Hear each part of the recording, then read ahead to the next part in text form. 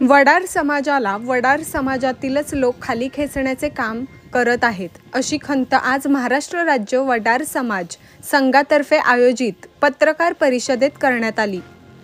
लिमखिंड येथील समाजासाठी दिलेल्या खाणी दिलीप कुऱ्हाडे यांना लाटायच्या आहेत आणि यासाठी ते दबाव तंत्राचा वापर करत आहेत। शासनाला वेठीस धरण्यासाठी आत्मदहनाचा इशारा देऊन समाजाची बदनामी करणाऱ्या दिलीप कुऱ्हाडे सोबत समाज नाही, ते स्वतःची पोळी भाजण्यासाठी हा प्रपंच करत असल्याची खंत रवी माने यांनी व्यक्त केली। यावेळी महाराष्ट्र राज्य वडार समाज संघातर्फे जिल्हाधिकारी सातारा यांना निवेदन देण्यात आले। समाजाबरोबर मला राहिलं गेलं पाहिजे। समाजातील व्यक्ती म्हणले, बाबा तुम्ही सगळेजण आपण मिळून खाऊ। त्यावेळी मी माघारी घेतली, त्यात ॲफिडेविट सादर केलं कोर्टामध्ये, हायकोर्टामध्ये, की बाबा मी निलावात काय भाग घेत नाही, मी पारंपरिक व्यवसायात समाजाबरोबर राहायला तयार आहे। त्यांना पण आम्ही समजून सांगितलं की बाबा आपण सगळ्यांबरोबर राहू, समाजातील सगळ्या व्यक्तींना त्याचा फायदा होऊ द्या म्हणून त्यांना सांगितलं होतं। पण त्यांनी ते काय केस विड्रॉल माघारी करून घेतली नाही। त्यामुळे ते जे आम्हाला 5 प्लॉट मिळाले ते आजपर्यंत हायकोर्टाचा स्टे असल्यामुळे त्याचा उपयोग आम्हाला घेता आला नाही। त्या दरम्यान शासनाने, प्रशासनाने आता निलावात काढलेल्या काही खाणींना तात्पुरते परवाने दिले होते।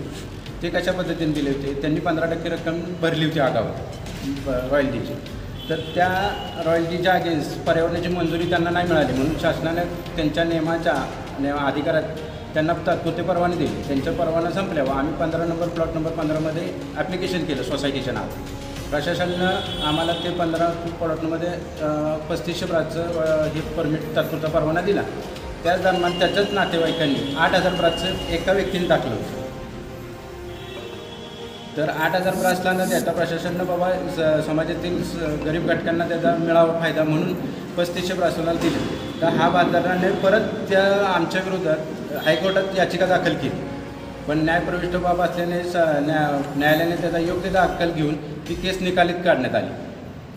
बरं, ती निकालित काढण्यात आली म्हणून त्यांनी आता परत आंदोलनाचा विषय घेतला का, तर त्याला परमिट देत नाही। त्याला पर्यावरणाची मंजुरी आल्यानंतर 2022-23ला त्याच्यानंतर त्याला 5 परमिट सोडण्यात आले, 3 परमिट। त्यात त्यानं एकाही व्यक्तीला समाजातील कुठल्याही घेतलं नाही। आणि ज्या पोरांना घेतलं तर त्यांना एका महिन्याच्या आत तुमचं मुदत हे संपलेलं आहे, तुम्ही इथनं बाहेर व्हा म्हणून। आणि त्यांचे पैसे आहेत ती मुलं इथं आमची हेमंत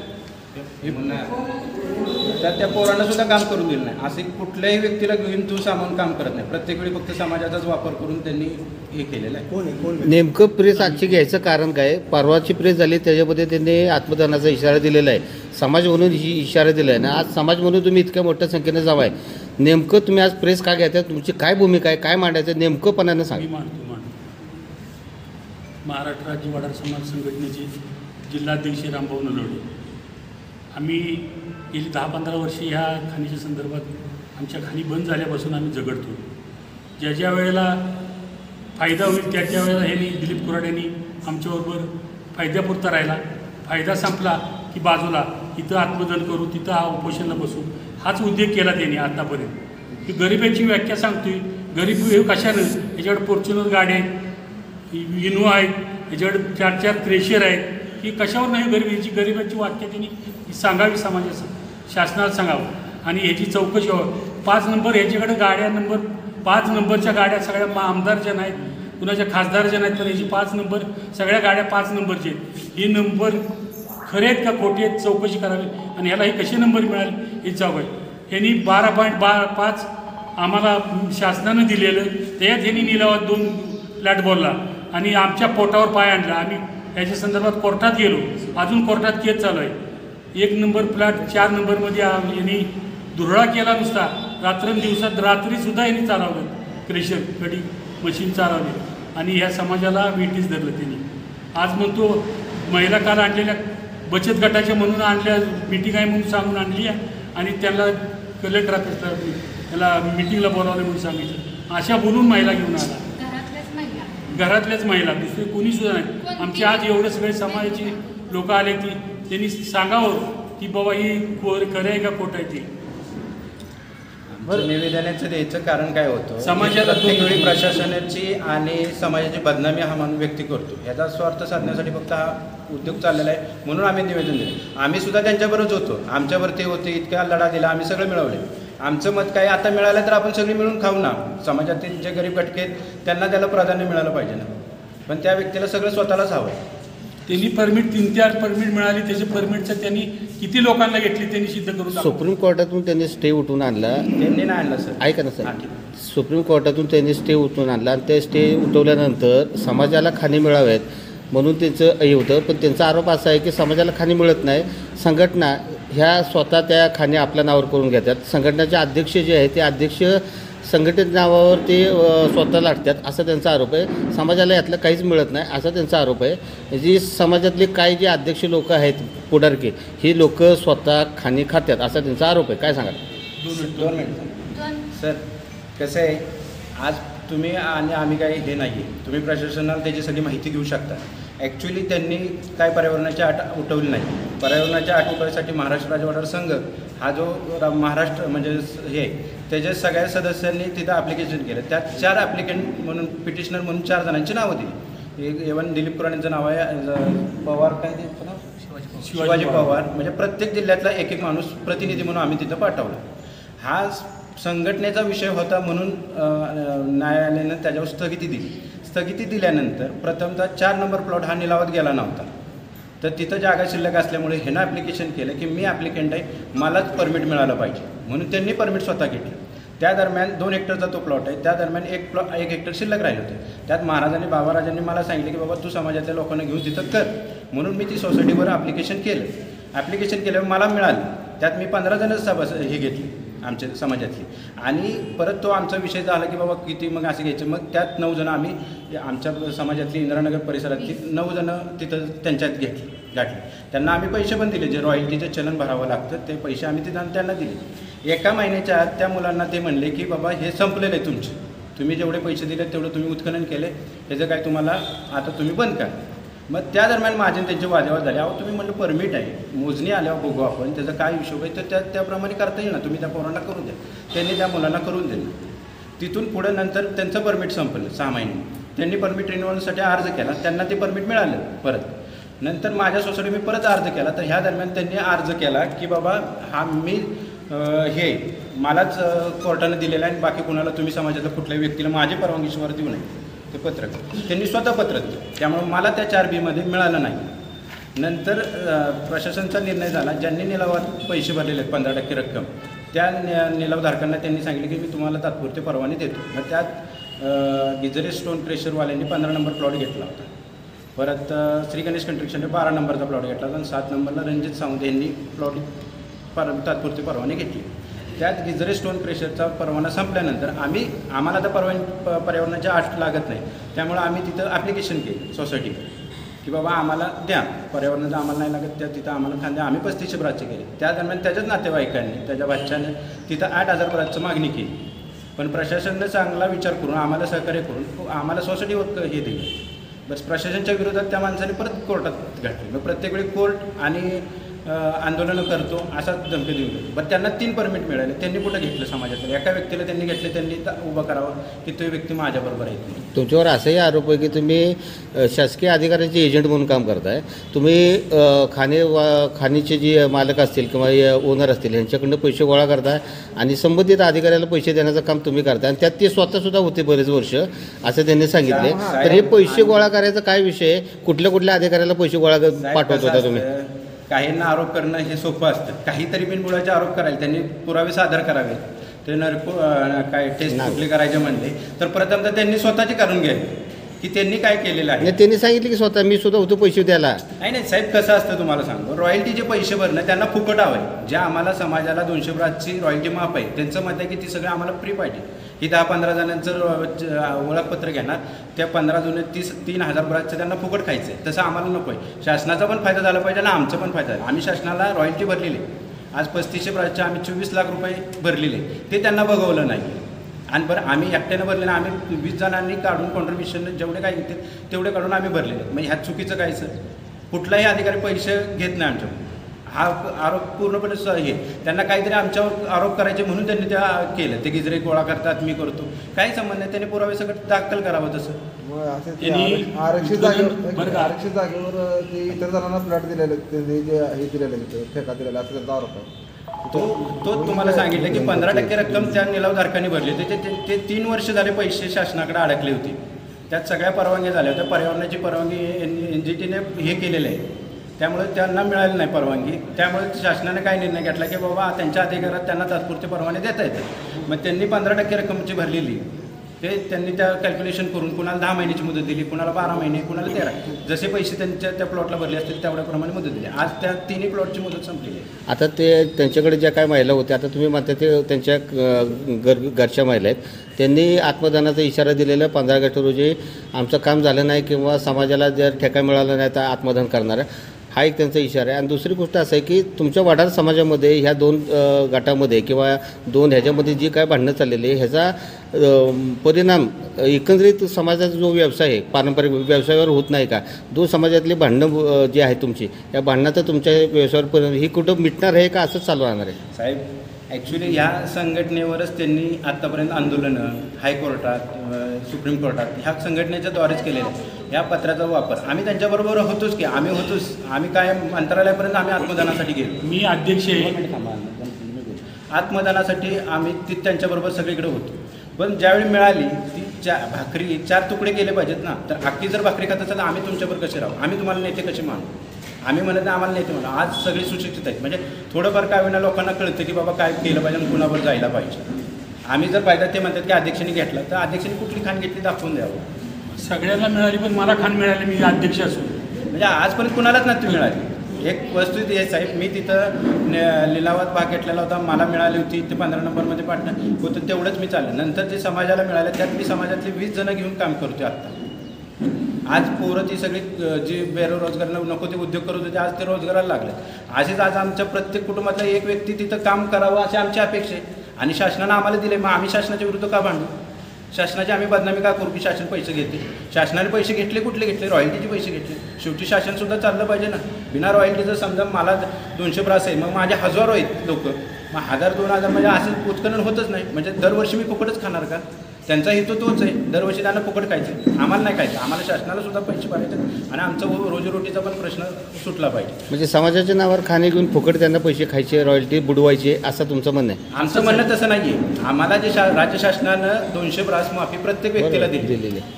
त्यांचं मत आहे की आता मी 15 जणांचा ग्रुप केला, 15 जणांचे मी ओळखपत्र देऊन दिले, त्या 200 ब्रास गुणिले 3000 ब्रास होणार. 3000 ब्रास वर्षाला काय उत्खनन होत नाही, म्हणजे मला वर्षभर फुकट मिळालं. परत मी तेच परमिट आयकार्ड देऊन मी परत घेणार. पण आम्हाला तसं नको आहे. आम्ही पैसे भरायला तयार आहे शासनाच्या नियमाप्रमाणे. आम्ही शासनाला पैसे भरतो, आम्हाला फक्त तात्पुरते परवाने आम्हाला उदरनिर्वाहासाठी द्यावे हीच आमची मागणी. आणि उद्या 15 तारखेला त्यांनी इशारे दिले, त्याच्याबद्दल काय बोलू? नाही, ते त्यांचा निर्णय. तुमचा काय निर्णय? आमचा काय नाही. आम्ही प्रशासनाच्या बाजूने एवढंच आम्हाला सांगायचं, कारण प्रशासन आम्हाला वेळोवेळी मदत केली.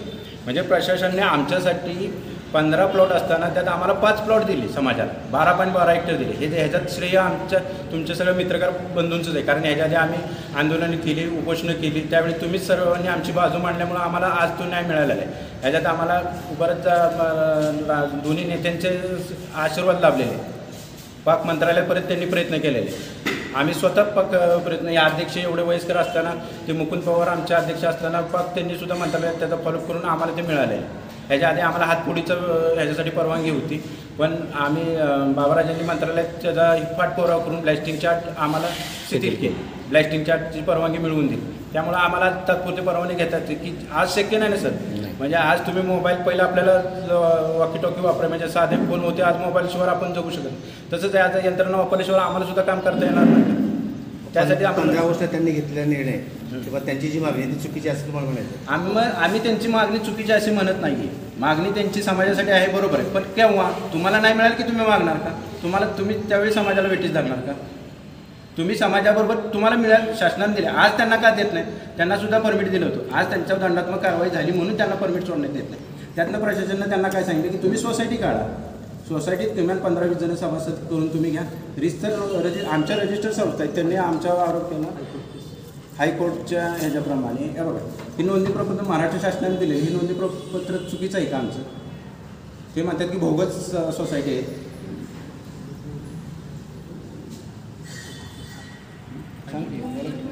आत्ताच्या कलेक्टर साहेबांनी बरं का, कलेक्टर साहेबांनी आमचे म्हणणं आहे काय बोल बोल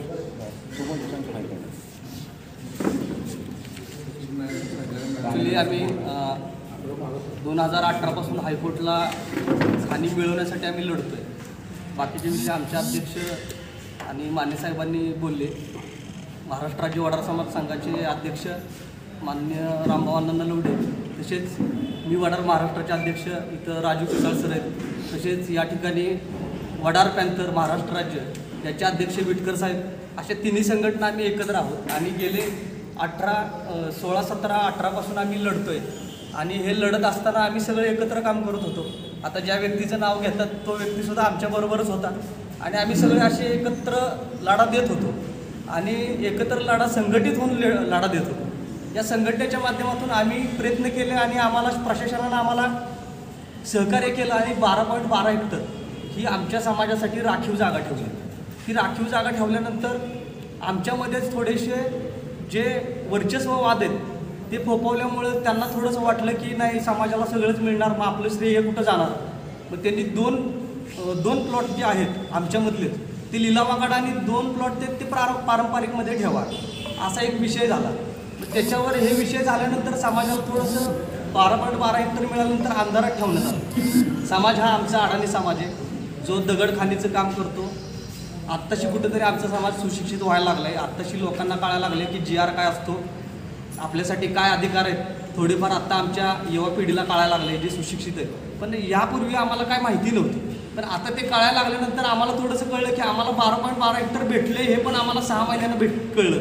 आणि नंतर कळल्यानंतर असं झालं की या सगळ्यामध्ये लिलावाची प्रक्रिया आमच्यामध्ये पण सुद्धा काढलेली आहे. जे आम्हाला 12.12 हेक्टर जे ठेवलं आहे त्याच्यामध्ये पण लिलाव ठेवला आहे. पण तो पारंपरिक हा वडार समाजासाठी स्पेशल ठेवला होता. पण तरीसुद्धा काही कारणास्तव संगनमत न झाल्यामुळं आणि आपलं वर्चस्ववाद निर्माण व्हावं यासाठी 2 लिलावात आणि मुळात लिलाव घेण्याची जी कॅपॅसिटी असते ती पैशाची असते आणि पैसे भरून लिलाव घेण्याइतपत आमचा समाज एवढा मोठा नाही आहे, कष्ट करून जगणारा समाज आहे. आणि त्यासाठी मग आम्ही परत आम्ही इथे विचारलं जिल्हा अधिकाऱ्यांना की आमच्यासाठी लिलाव का. तर त्यांनी सांगितलं की तुमच्यातल्याच XYZ माणसांनी सांगितलं आम्हाला की एक पारंपरिकला 2 ठेवा आणि 3 आम्हाला लिलावात ठेवा, 2 लिलावाला ठेवा. मग ते काही पारंपरिकवाले कोण पारंपरिक पद्धतीनं जाणार, ते काही गरीब लोक तर लिलावामध्ये तर जाणार नाही आहेत. मग आम्हाला ह्या सगळ्या गोष्टी कळल्यानंतर आम्ही सगळ्या तिन्ही संघटना आम्ही एकत्र आलो आणि आमच्या ज्या संघटनेवर हे सगळं झालं, जे महाराष्ट्र राज्य वडार समाज संघ आणि मुकुंद पवार यांच्या माध्यमातून आम्हाला हे सगळं भेटलं 12.12 हेक्टर, त्यासाठी आम्ही पाठपुरावा केला. तर आम्हाला हायकोर्टामध्ये कळलं की हे जे लिलाव प्रक्रिया आहे ती तुमच्यामध्येच काढलेली आहे. मग ते काय भांडवलदारांनी काढले. मग आम्ही हायकोर्टात गेलो, हायकोर्टामध्ये त्याचा स्टे घेतला. त्या स्टे घेतल्यानंतर आम्ही हायकोर्टाला एकच विनंती केली की बाबा आमचा समाज जो गरीब आहे आणि पारंपरिक पद्धतीनं जर तुम्ही आम्हाला देत असाल तर सगळे आमचे जे प्लॉट पारंपरिकला ठेवले ते सगळे ठेवा. एकंदरीत कालच्या प्रेसमध्ये झाल्यामध्ये तुम्हाला असं म्हणायचं की त्यांच्याकडून दिशाभूल करण्याचा प्रयत्न केला जातो असं तुम्हाला म्हणायचं. डेफिनेटली तेच सांगू इच्छितो की त्यांच्याकडून ही दिशाभूल होत आहे. दिशाभूल जरी झाली होती तरी आम्ही त्यांना सांगितलं समाजाची दिशाभूल करण्याचा प्रयत्न चालला आहे का. त्याच्यामध्ये पण तुम्हाला पुढं मी सांगतो थोडंसं माझं इकडं तिकडं लेंदी होईल थोडं, पण सांगू इच्छितो की हे सगळं होत असताना आम्ही पिटिशनर म्हणून हायकोर्टामध्ये गेलो. मी स्वतः ॲडव्होकेट आहे आणि तिथलं फॉलोअप पण मी घेतो. पण आम्ही पिटिशनरमधून गेलो. आम्ही प्रशासनाला पण बोललो की सर तुमचं काय मत आहे. तर प्रशासन म्हणले आम्ही तुमच्या पाठीशी आहे, पण तुम्ही तुमच्यामधले जे मतभेद असतील. सर म्हटलं आम्ही सगळे एकत्र आहोत, आमचे मतभेद कुणाचे. ज्या व्यक्तीचं आता ह्यांनी सगळ्यांनी नाव घेतलं ते व्यक्ती स्वतः आमच्या विरोधात आहेत रिस्पॉन्डंट म्हणून. आणि आम्ही असं झालं की त्याच्यामध्ये सुरुवातीला रवी माने सर पण होते रिस्पॉन्डंट म्हणून. पण ह्यांना नंतर समाजानं सगळ्यांनी आम्ही एकत्र बसलो आणि त्यांना आम्ही सांगितलं की माने साहेब आपण सगळे एकत्र लढलोय, आपण सगळे एकत्र केले तर आपल्याला पारंपरिक पद्धतीनंच पाहिजे.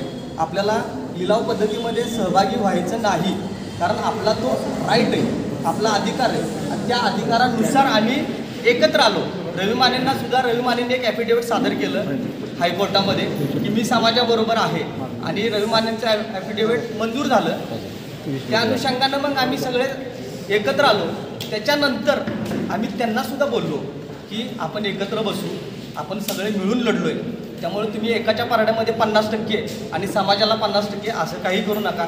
सगळा समाज सोबत घ्या, आपण सगळे सोबत चालूया. आजच्या प्रेसमध्ये शेवटची तुमची भूमिका काय असणार आहे? शेवटचं भूमिका काय प्रेस घेण्यापेक्षा काय शेवटची भूमिका सांगा. शेवटची भूमिका आमची हेच आहे की एकंदरीत जे कालची प्रेस नोट बघतात त्यांनी एक 2-3 शब्द बोलले की समाज माझ्या दारात येतो, समाज मला विचारतो की आम्ही काय करू. तर कुठलाही समाज त्यांच्या दारात जात नाही आहे. हा जो सगळा दिसतोय हा समाज आहे. 4 जण म्हणजे समाज नसतो, 10 जण म्हणजे समाज नसतो. 100, 200, 500 माणसं जी एकत्रित असतात त्याला समाज म्हणलं जातं. आणि त्या समाजाच्या विविध संघटना एकत्र असलं म्हणजे समाज आहे. 1-2 लोक म्हणजे समाज नाही, आम्हाला हे म्हणायचं आहे. दुसरी गोष्ट अशी की प्रशासनाला आम्हाला 12.12 हेक्टर दिलेलं आहे. कारण प्रशासनाचे पण आम्ही आभार त्याबद्दल मानतो आणि प्रशासनाच्या विरोधात आम्ही नाही, प्रशासनाच्या बरोबर आहे. आणि हा आमचा तिन्ही संघटना म्हणजे आमचा समाज आहे.